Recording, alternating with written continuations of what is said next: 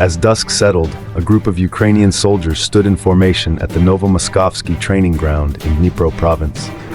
The air was tense, silent, save for the whisper of the wind sweeping across the barren field. Suddenly, one of the soldiers looked up, his eyes widening as he spotted a small object hovering in the sky, a Russian reconnaissance UAV. Despite the clear signs of impending danger, no evacuation order was given. A few hours later, at around 3 p.m. on March 1st, the sky erupted in a blinding flash of fire.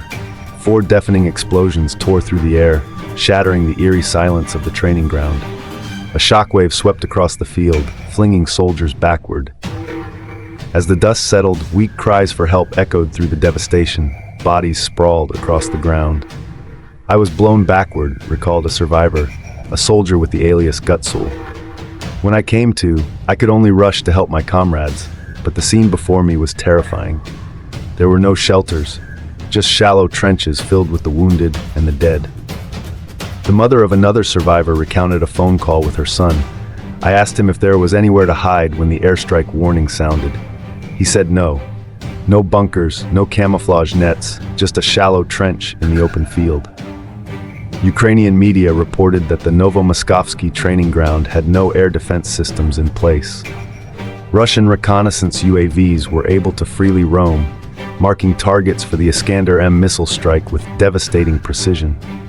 The Russian Ministry of Defense confirmed that the attack had killed around 150 soldiers, including 30 foreign specialists.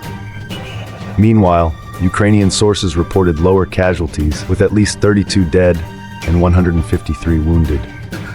Ukrainian Army Commander Iskander suspended the training ground's command, pending an investigation into the incident. Military experts noted that the Iskander M missile carries a cluster warhead capable of releasing dozens of fragmentation submunitions at altitudes of 900–1,400 meters before detonating 6 to 10 meters above ground. This creates a lethal firestorm, covering an area comparable to several football fields. This is not the first time the Russian military has used the Iskander M for tactical strikes.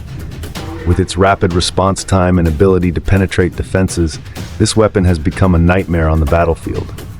Yet, one question remains unanswered.